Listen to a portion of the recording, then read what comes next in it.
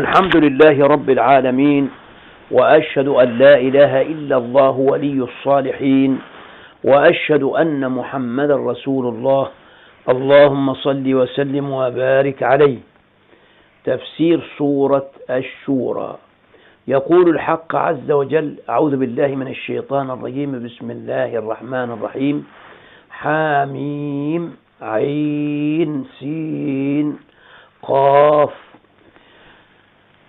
طبعا بالنسبة للحروف المقطعة التي ترد في أوائل السور فالعلماء لهم فيها أقوال، فمن هذه الأقوال أن الله تحدى العرب بأن هذا القرآن مكون من تلك الحروف التي تنطقون بها، ولكنكم تعجزون أن تأتوا بسورة من مثله.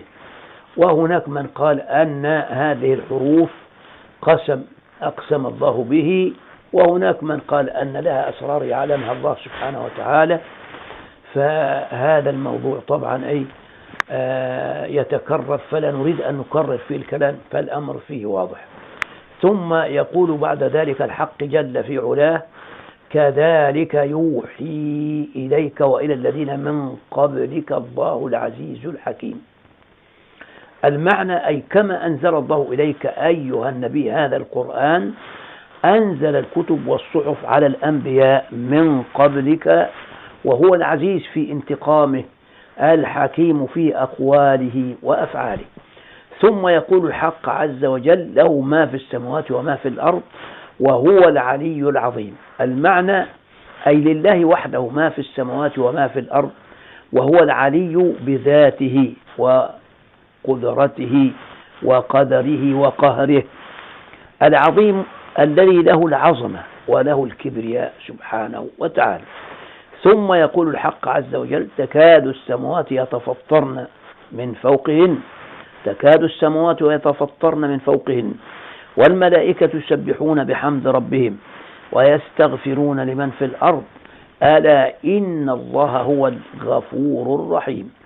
المعنى والتوضيح أي تكاد السماوات يتشققن كل واحدة فوق التي تليها من عظمة الرحمن وجلاله تبارك وتعالى، والملائكة يسبحون بحمد ربهم وينزهونه عما لا يليق به، ويسألون ربهم المغفرة لذنوب من في الأرض من أهل الإيمان به، ألا إن الله هو الغفور لذنوب مؤمني عباده الرحيم بهم.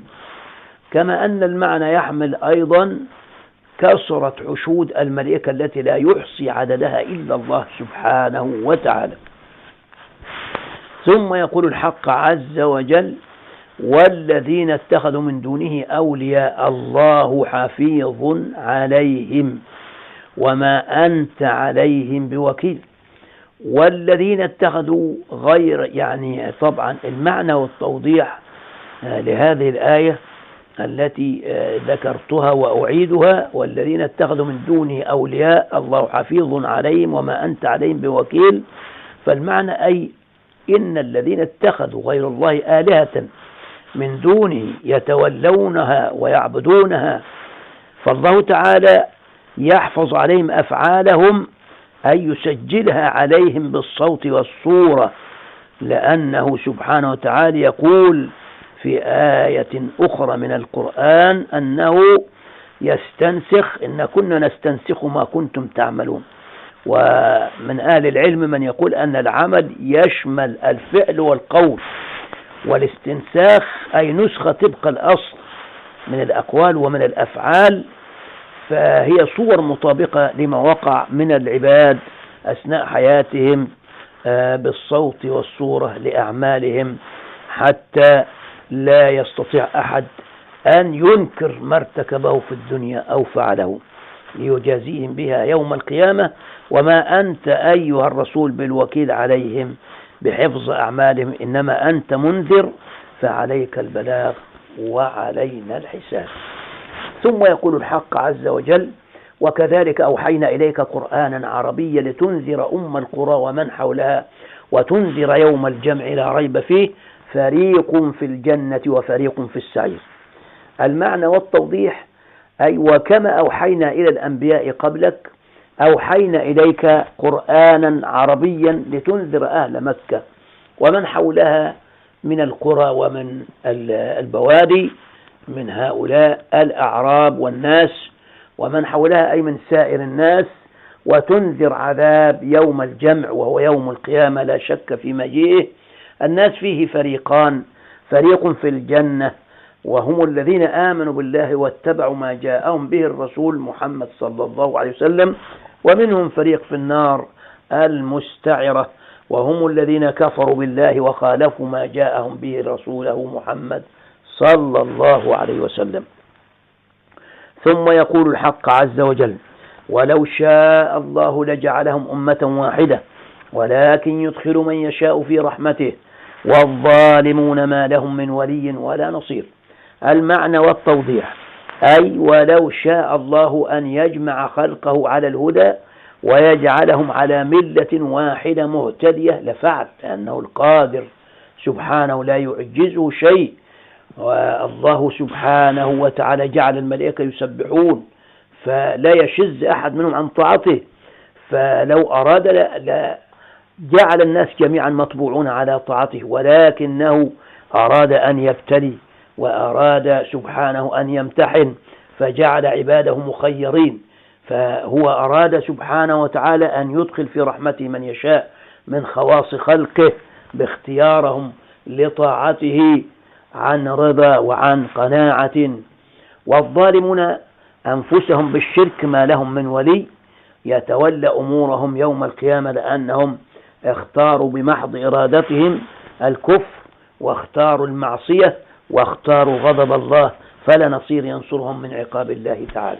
ثم يقول الحق عز وجل: أم اتخذوا من دونه أولياء فالله هو الولي وهو يحيي الموتى وهو على كل شيء قدير. المعنى والتوضيح: أي بل اتخذ هؤلاء المشركون أولياء من دون الله يتولونهم، فكما نرى في هذا الزمان من يعتقدون في الأموات ويشدون الرحال إليهم ويتمسحون بقبورهم ويستغيثون بهم وينذرون لهم، وكل ذلك من الشرك والكفر. وإذا سألت أحدهم يقول إنني أزور المقابر، والنبي قال: زوروا المقابر فإنها تذكركم الآخرة. والمقابر هي التي في القرافة هناك، التي منظرها يخيف ويوحي بالرعب ويذكر بالمصير. أما هذا الذي يزورونه هؤلاء المبتدعون فإنها أوثان مقامة داخل المساجد وحولها ما حولها من الفتنة، وهناك من يتمسحون ومن يقبلون الأعتاب والأخشاب ويطوفون بتلك الأوثان القابعة في داخل هذه المقصورات في داخل المساجد، ثم يقولون إننا نحب الأولياء. الحب هو ألا تصرف شيء، الحب يكون أنك تدعو لهذا الولي أن يرحمه الله، أن تدعو الله سبحانه وتعالى أن يوفقك للعمل الصالح حتى تحشر في ركب الصالحين يوم القيامة، وليس أنك تتخذ مسألة الحب ذريعة إلى الكفر والشرك والعياذ بالله، واتخاذ هؤلاء وسائط بينك وبين الله وتتخذهم أندادا من دون الله. فهؤلاء اتخذ هؤلاء المشركون أولياء من دون الله يتولونهم، فالله وحده هو الولي يتولاه عبده بالعبادة والطاعة، ويتولى عباده المؤمنين بإخراجهم من الظلمات إلى النور وإعانتهم في جميع أمورهم، وهو يحيي الموت عند البعث وهو على كل شيء قدير لا يعجزه شيء. ثم يقول الحق عز وجل: وما اختلفتم فيه من شيء فحكمه إلى الله ذلكم الله ربي عليه توكلت وإليه أنيب. والمعنى: أي وما اختلفتم فيه أيها الناس من شيء من أمور دينكم فالحكم فيه مرده إلى كتاب الله وإلى سنة رسوله صلى الله عليه وسلم. ذلكم الله ربي وربكم عليه وحده توكلت في أموري وإليه أرجع في جميع شؤوني. ثم يقول الحق عز وجل: فاطر السماوات والأرض جعل لكم من أنفسكم أزواجا ومن الأنعام أزواجا يذرأكم فيه ليس كمثله شيء وهو السميع البصير. المعنى والتوضيح: الله سبحانه وتعالى خالق السماوات والأرض ومبدعهما بقدرته ومشيئته وحكمته، جعل لكم من أنفسكم أزواجا لتسكنوا إليها، وجعل لكم من الأنعام أزواجا ذكورا وإناثا يكثرن لكم بالتوالد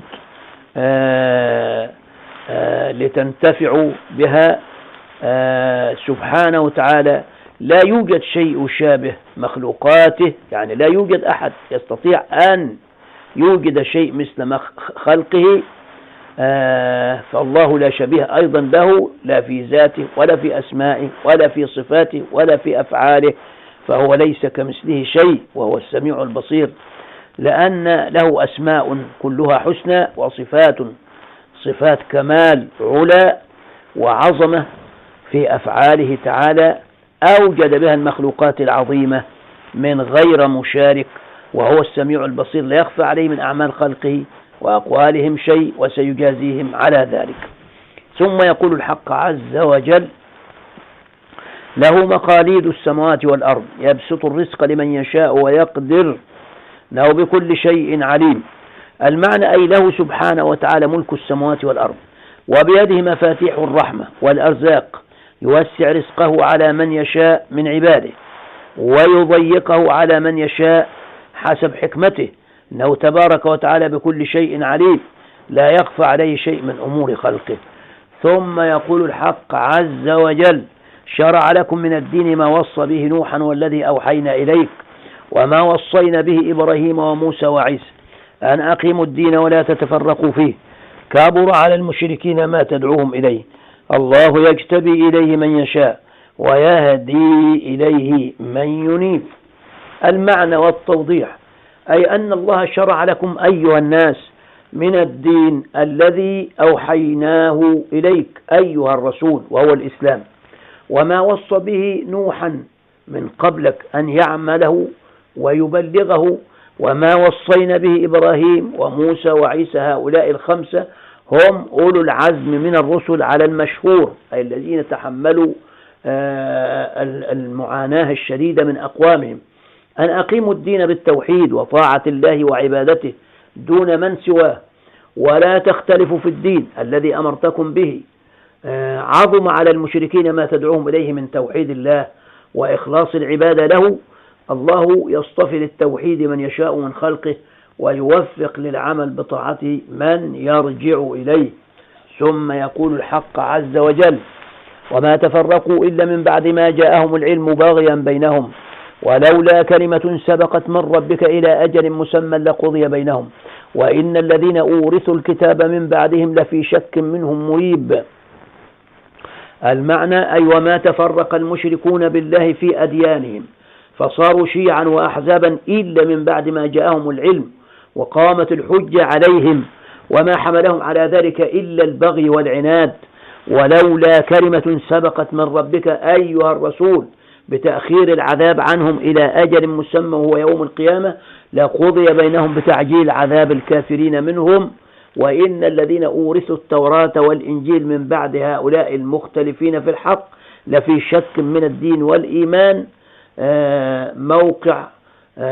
موقع لهم في الريبة والاختلاف المذموم.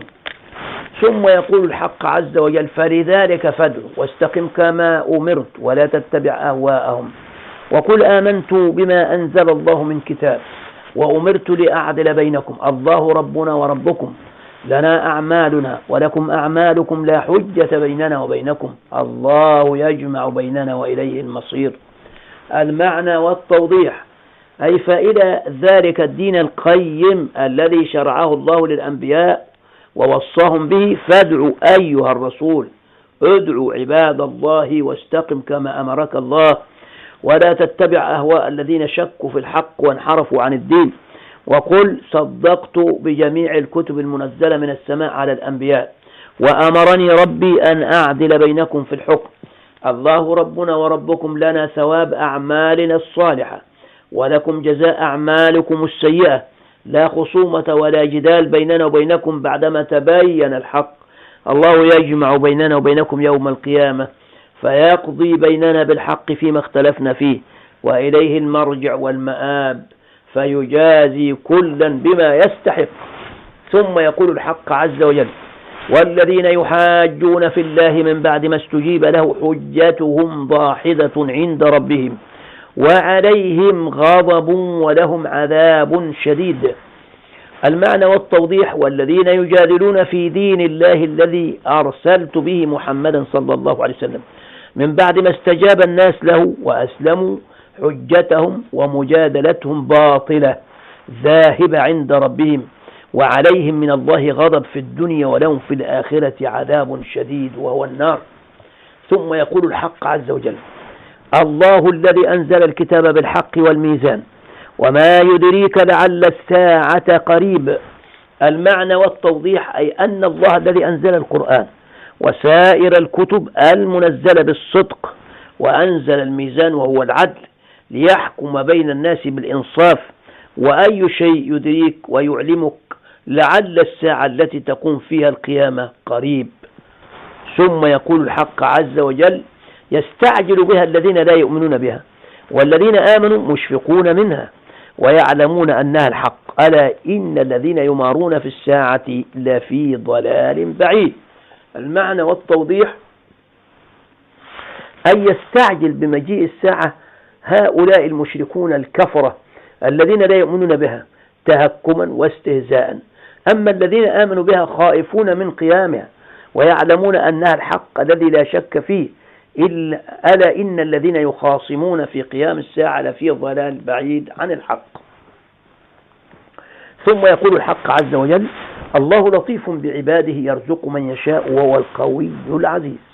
المعنى والتوضيح: أي أن الله لطيف بعباده يوسع الرزق على من يشاء ويضيقه على من يشاء وفق حكمته سبحانه. هو القوي الذي له القوة كلها، العزيز في انتقامه من أهل معصيه لأنه في منعه سبحانه وتعالى. ثم يقول الحق عز وجل: من كان يريد حرث الآخرة نزد له في حرثه ومن كان يريد حرث الدنيا نؤته منها وما له في الآخرة من نصيب. المعنى والتوضيح: أي من كان يريد بعمله ثواب الآخرة فأدى حقوق الله وأنفق في الدعوة إلى الدين نزد له في عمله الحسن فنضاعف له ثواب الحسنة إلى 10 أمثالها إلى ما شاء الله من الزيادة. ومن كان يريد بعمله الدنيا وحدها نؤتيه منها ما قسمناه له وليس له في الآخرة شيء من الثواب.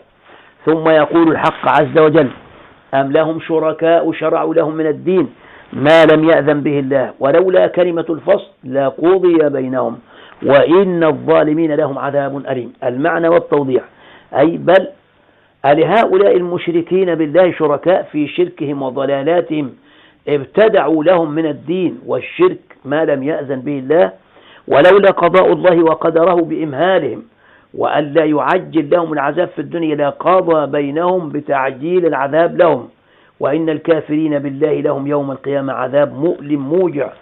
ثم يقول الحق عز وجل: ترى الظالمين مشفقين مما كسبوا وهو واقع بهم والذين آمنوا وعملوا الصالحات في روضات الجنات لهم ما يشاءون عند ربهم ذلك هو الفضل الكبير. المعنى والتوضيح: ترى أيها الرسول الكافرين يوم القيامة خائفين مرعوبين من عقاب الله على ما كسبوا في الدنيا من أعمال خبيثة والعذاب نازل بهم وهم ذائقوه لا محالة. والذين آمنوا بالله وعملوا الصالحات وأطاعوه يكونون في بساتين الجنات وقصورها ونعيم الآخرة لهم ما تشتهيه أنفسهم عند ربهم ذلك الذي أعطاه الله لهم من الفضل والكرامة هو الفضل الذي لا يوصف ولا تهتدي إليه العقول لأنه فوق قدرات العقول.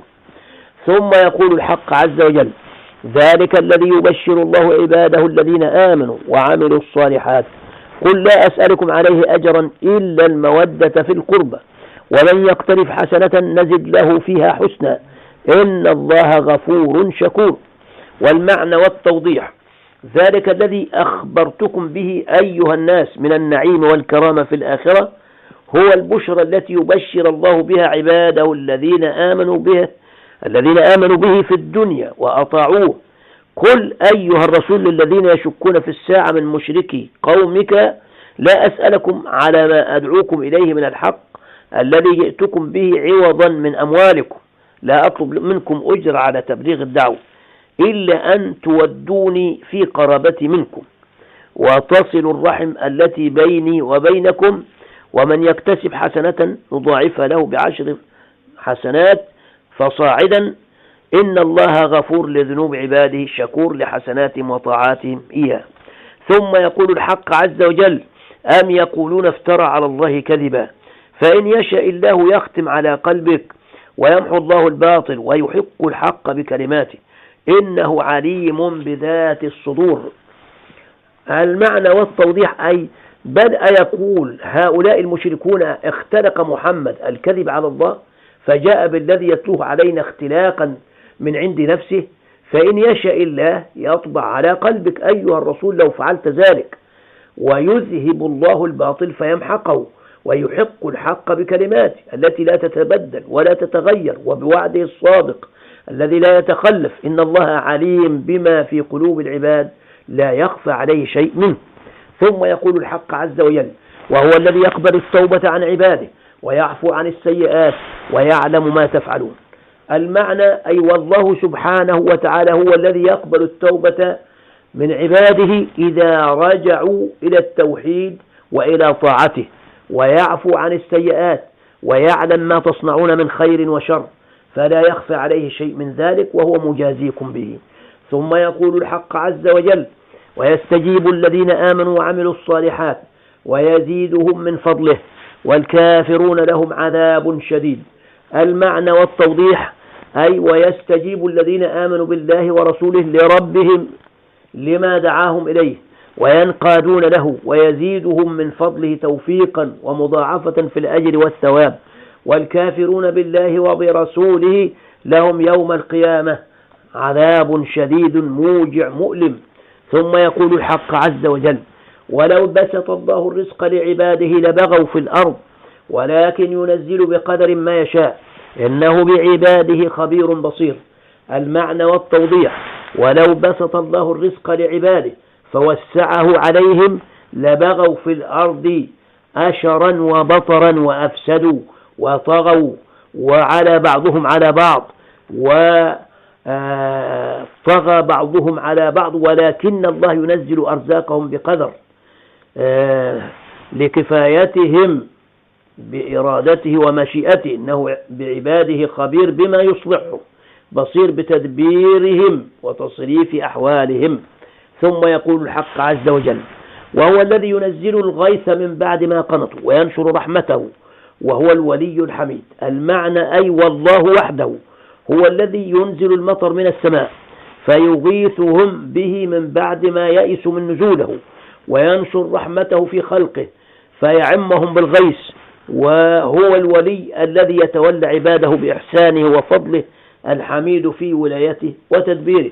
ثم يقول الحق عز وجل ومن آياته خلق السماوات والأرض وما بث فيهما من دابة وهو على جمعهم إذا يشاء قدير.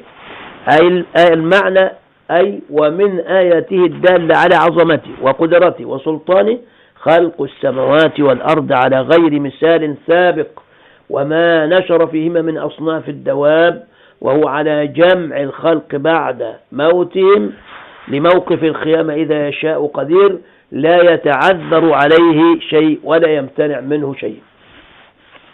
ثم يقول الحق عز وجل وما أصابكم من مصيبة فبما كسبت أيديكم ويعفو عن كثير. المعنى أي وما أصابكم أيها الناس من مصيبة في دينكم ودنياكم فبما كسبتم من الذنوب والآثام ويعفو لكم ربكم عن كثير من السيئات فلا يؤاخذكم بها. ثم يقول الحق عز وجل وما أنتم بمعجزين في الأرض وما لكم من دون الله من ولي ولا نصير. المعنى والتوضيح أي وما أنتم أيها الناس بمعجزين قدرة الله عليكم ولا فائتيه، أي لا تستطيعون أن تفلتوا من قبضته، وما لكم من دون الله من ولي يتولى أموركم فيوصل لكم المنافع ولا نصير أيضا يدفع عنكم المضار إذا قضى بضركم. سبحانه وتعالى. ثم يقول الحق عز وجل: ومن آياته الجوار في البحر كالأعلام إن يشأ يسكن الريح فيظللن رواكد على ظهره إن في ذلك لآيات لكل صبار شكور. المعنى والتوضيح: أي ومن آياته الدالة على قدرته الباهرة وسلطانه القاهر السفن العظيمة كالجبال تجري في البحر. إن يشاء الله الذي أجرى هذه السفن في البحر يسكن الريح فتبقى السفن سواكن على ظهر البحر لا تجري. بعض الناس ممكن يقول لك دلوقتي السفن مش بتجري بالريح، ده دايرة بمكن. يا حبيبي الله يبارك فيك، المكن الذي يدير البواخر العظيمة الآن أيضا ما هو إلا أنه يجتذب الهواء من الخارج ليدفع به إلى الداخل فقط، فهو يعمل أيضا في الريح التي خلقها الله. فلو سبحانه وتعالى سلب هذه الريح من الغلاف الجوي المكن لا يستطيع أن يقدم شيء إلى البواخر وتظل قابعة موضعها. فآيات الله نافذة في كونه وفي ملكه إلى أن تقوم الساعة. إن في جري هذه السفن ووقوفها في البحر بقدرة الله لعظات وحججا بينة على قدرة الله، إنه لكل صبار على طاعة الله شكور لنعمه وأفضاله. يعني هذه الآيات واضحة وبينة لكل مؤمن صبار على طاعة الله، لأن هناك صبر على طاعة الله وصبر عن معصية الله، فذلك هو الشكر، وتلك هي الأفضال التي يؤتاها أهل الصبر وأهل الإيمان وأهل الطاعة. ثم يقول الحق عز وجل: أو يوبقهن بما كسبوا ويعفو عن كثير. والمعنى أي ويهلك السفن بالغرق بسبب ذنوب الناس ويعفو عن كثير من الذنوب فلا يعاقب عليه، فالأمر له سبحانه وتعالى. ثم يقول الحق عز وجل: ويعلم الذين يجادلون في آياتنا ما لهم من محيص. المعنى ويعلم الذين يجادلون بالباطل في آياتنا الدالة على توحيدنا ما لهم من محيد ولا ملجأ من عقاب الله إذا عاقبهم على ذنوبهم وكفرهم به. ثم يقول الحق عز وجل: فما أوتيتم من شيء فمتاع الحياة الدنيا وما عند الله خير وأبقى للذين آمنوا على ربهم يتوكلون. المعنى والتوضيح: أي فما أوتيتم أيها الناس من شيء من المال أو البنين وغير ذلك فهو متاع لكم في الحياة الدنيا سرعان ما يزول، وما عند الله تعالى من نعيم الجنة المقيم خير وأبقى للذين آمنوا بالله ورسله وعلى ربهم يتوكلون. ثم يقول الحق عز وجل: والذين يجتنبون كبائر الإثم والفواحش وإذا ما غضبوا هم يغفرون. المعنى والتوضيح: أي والذين يجتنبون كبائر ما نهى الله عنه وما فحش من الأعمال وقبح من المعاصي وإذا ما غضبوا على من أساء إليهم هم يغفرون الإساءة ويصفحون عن عقوبة المسيء طلبا لرضا الله ولثوابه تعالى وعفوه، وهذا من محاسن الأخلاق. ثم يقول الحق عز وجل: والذين استجابوا لربهم وأقاموا الصلاة وأمرهم شورى بينهم ومما رزقناهم ينفقون. أي المعنى والتوضيح: والذين استجابوا لربهم حين دعاهم إلى توحيده وإلى طاعته وأقاموا الصلاة المفروضة بحدودها في أوقاتها وإذا أرادوا أمرا تشاوروا فيه ومما أعطيناهم من الأموال يتصدقون في سبيل الله ويخرجون حق الله ويؤدون ما فرض عليهم من الحقوق لأهلها من زكاة ونفقة وغير ذلك من وجوه الإنفاق. ثم يقول الحق عز وجل: والذين إذا أصابهم البغي هم ينتصرون. والمعنى أي والذين إذا أصابهم الظلم هم ينتصرون ممن بغى عليهم من غير أن يعتدوا، وإن صبروا ففي عاقبة صبرهم خير كثير. لأن الإنسان حتى إذا انتصر لنفسه لا يستطيع أن يقتص الاقتصاص العادل فربما تجاوز، فلو صبر لكان أفضل. ثم يقول الحق عز وجل: وجزاء سيئة سيئة مثلها فمن عفا وأصلح فأجره على الله إنه لا يحب الظالمين. المعنى أي وجزاء سيئة المسيء عقوبته بسيئة مثلها من غير زيادة. يعني ده يعني هذه المسألة في أي في القصاص في العقوبة، يعني واحد ضربك كف تعطيه كف سيء، لكن هل أنت تملك أن الكف ده يكون بنفس ثقل ونفس قوة الدفع اللي هي حدثت لك؟ ربما فيه تجاوز، ربما فيه تهاون. فيعني لو الإنسان عفا كان أصلح له عند الله سبحانه وتعالى. فمن عفا عن المسيء وترك عقابه وأصلح الود بينه وبين المعفو عنه ابتغاء وجه الله فأجر عفوه ذلك عند الله. إن الله لا يحب الظالمين الذين يبدأون بالعدوان على الناس ويسيئون إليهم. ثم يقول الحق عز وجل ولمن انتصر بعد ظلمه فأولئك ما عليهم من سبيل. فأولئك ما عليهم من سبيل، أي ولمن انتصر ممن ظلمه من بعد ظلمه له فأولئك ما عليهم من مؤاخذة. يعني إنسان إذا أخذ حقه بس بالعدل لا مؤاخذة عليه. ثم يقول الحق عز وجل إنما السبيل على الذين يظلمون الناس ويبغون في الأرض بغير الحق أولئك لهم عذاب أليم. المعنى أي إنما المؤاخذة على الذين يتعدون على الناس ظلما وعدوانا ويتجاوزون الحد الذي أباحه لهم ربهم إلى ما لم يأذن لهم فيه فيفسدون في الأرض بغير الحق أولئك لهم يوم القيامة عذاب مؤلم موجع. ثم يقول الحق عز وجل ولمن صبر وغفر إن ذلك لمن عزم الأمور. والمعنى ولمن صبر على الأذى وقابل الإساءة بالعفو والصفح والستر إن ذلك من عزائم الأمور المشكورة والأفعال الحميدة التي أمر الله بها ورتب لها ثوابا جزيلا وثناء حميدا يوم القيامة. ثم يقول الحق عز وجل ومن يضلل الله فما له من ولي من بعده وترى الظالمين لما رأوا العذاب يقولون هل إلى مرد من سبيل.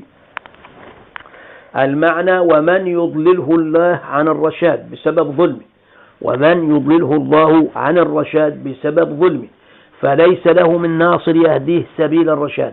وترى أيها الرسول ترى الكافرين بالله يوم القيامة حين يرون العذاب يقولون لربهم هل لنا من سبيل إلى الرجوع إلى الدنيا لنعمل بطاعتك فلا يجابون لذلك لأن هذا كلام فض مجالس ولو ردوا لعادوا لما نهوا عنه وإنهم لكاذبون. ثم يقول الحق عز وجل وتراهم يعرضون عليها خاشعين من الذل ينظرون من طرف خفي وقال الذين آمنوا إن الخاسرين الذين خسروا أنفسهم وأهليهم يوم القيامة ألا إن الظالمين في عذاب مقيم. المعنى والتوضيح وترى أيها الرسول هؤلاء الظالمين يعرضون على النار، هؤلاء الظالمين يعرضون على النار خاضعين متذللين ينظرون إلى النار من طرف ذليل ضعيف من الخوف والهوان وكأنهم يستدقون السمع. وقال الذين آمنوا بالله ورسوله في الجنة لما عاينوا ما حل بالكفار من خسران إن الخاسرين حقا هم الذين خسروا أنفسهم وأهليهم يوم القيامة بدخول النار ألا إن الظالمين يوم القيامة في عذاب دائم لا ينقطع عنهم ولا يزول. ثم يقول الحق عز وجل وما كان لهم من أولياء ينصرونهم من دون الله ومن يضلل الله فما له من سبيل. المعنى والتوضيح أي وما كان لهؤلاء الكفار حين يعذبهم الله يوم القيامة من أعوان ولا نصراء ينصرونهم من عذاب الله ومن يضلله الله بسبب كفره وظلمه فما له من طريق يصل به إلى الحق في الدنيا وإلى الجنة في الآخرة لا يجد ذلك أبدا لأن الله إذا أضله ما له من هاد لأنه قد سدت عليه طرق النجاة فالهداية والإضلال بيده سبحانه وتعالى وهو الحكيم في أفعاله العظيم في أوامره سبحانه وتعالى وقضائه. ثم يقول الحق عز وجل استجيبوا لربكم من قبل أن يأتي يوم لا مرد له من الله ما لكم من ملجأ يومئذ وما لكم من نكير. المعنى استجيبوا لربكم أيها الكافرون بالإيمان والطاعة من قبل أن يأتي يوم القيامة الذي لا يمكن رده ما لكم في ذلك اليوم الملجأ يومئذ ينجيكم من العذاب ولا مكان يستركم وتتنكرون فيه وفي الآية دليل على ذم التسويف، وفيها الأمر بالمبادرة إلى كل عمل صالح يعرض للعبد، فإن للتأخير أفات وموانع، وهي من الشيطان والعياذ بالله. التسويف وتأخير الأعمال الصالحة هذا من فعل الشيطان. يقول الحق عز وجل: فإن أعرضوا فما أرسلناك عليهم حفيظا إن عليك إلا البلاغ وإن إذا أذقنا الإنسان منا رحمة فرح بها وإن تصبهم سيئة بما قدمت أيديهم فإن الإنسان كفور. المعنى والتوضيح: فإن أعرض هؤلاء المشركون أيها الرسول عن الإيمان، إن أعرض هؤلاء المشركون أيها الرسول عن الإيمان فما أرسلناك عليهم حافظا لأعمالهم حتى تحاسبهم عليها وما عليك إلا البلاغ تجاههم. وإن إذا أعطينا الإنسان منا رحمة من غنى وسعة وصحة ومال وغير ذلك فرح وسر وكأنه أعطي ذلك لأنه يستحقه كما يظن ضعفاء العقول منهم. وإن تصبهم مصيبة من فقر ومرض وغير ذلك بسبب أفعالهم وما قدمته أيديهم من معاصي الله فإنه تجده جحود يعدد المصائب وينسى النعم، وهكذا لا يقف على أرض ثابتة وتجده مذبذب في كل الأحوال عياذا بالله من الكفر. ثم يقول الحق عز وجل: لله ملك السماوات والأرض يخلق ما يشاء يهب لمن يشاء إناثا ويهب لمن يشاء الذكور أو يزوجهم ذكرانا وإناثا ويجعل من يشاء عقيما إنه عليم قدير. والمعنى: لله سبحانه وتعالى ملك السماوات والأرض وما فيهما يخلق ما يشاء من الخلق، يهب لمن يشاء من عباده إناثا لا ذكور معهن ويهب لمن يشاء الذكور لا إناث معهم، ويعطي سبحانه وتعالى لمن يشاء من الناس الذكر والأنثى ويجعل من يشاء عقيما لا يولد له إنه عليم بما يخلق قدير على خلق ما يشاء حكيم في فعله لا يعجزه شيء أراده في خلقه سبحانه. ثم يقول الحق عز وجل: وما كان لبشر أن يكلمه الله إلا وحيا أو من وراء حجاب أو يرسل رسولا فيوحي بإذنه ما يشاء إنه علي حكيم. المعنى والتوضيح: وما ينبغي لبشر من بني آدم أن يكلمه الله إلا وحيا يوحيه الله إليه أو يكلمه من وراء حجاب كما كلم سبحانه موسى عليه السلام، أو يرسل رسولا كما ينزل جبريل عليه السلام إلى المرسل إليه فيوحي بإذن ربه لا بمجرد هواه ما يشاء الله إيحاءه سبحانه وتعالى. إنه تعالى علي بذاته وأسمائه وصفاته وأفعاله قد قهر كل شيء ودانت له المخلوقات حكيم في تدبير أمور خلقه. وفي الآية إثبات صفة الكلام لله تعالى على الوجه اللائق بجلاله وعظيم سلطانه. ثم يقول الحق عز وجل: وكذلك أوحينا إليك روحا من أمرنا ما كنت تدري ما الكتاب ولا الإيمان ولكن جعلناه نورا نهدي به من نشاء من عبادنا وإنك لتهدي إلى صراط مستقيم صراط الله الذي له ما في السماوات وما في الأرض ألا إلى الله تصير الأمور. المعنى والتوضيح: وكما أوحينا إلى الأنبياء من قبلك أيها النبي أوحينا إليك قرآنا من عندنا ما كنت تدري قبله ما الكتب السابقة ما الكتب السابقة ولا الإيمان ولا الشرائع الإلهية ولكن جعلنا القرآن ضياء للناس نهدي به من نشاء من عبادنا إلى الصراط المستقيم وإنك أيها الرسول لتدل وترشد بإذن الله إلى صراط مستقيم وهو الإسلام صراط الله الذي له ملك جميع ما في السماوات وما في الأرض لا شريك له في ذلك ألا إلى الله أيها الناس ترجع جميع أموركم من الخير والشر فيجازي كلا بعمله إن خيرا فخير وإن شرا فشر. هذا والله أعلى وأعلم وصلى اللهم وسلم وبارك على سيدنا محمد.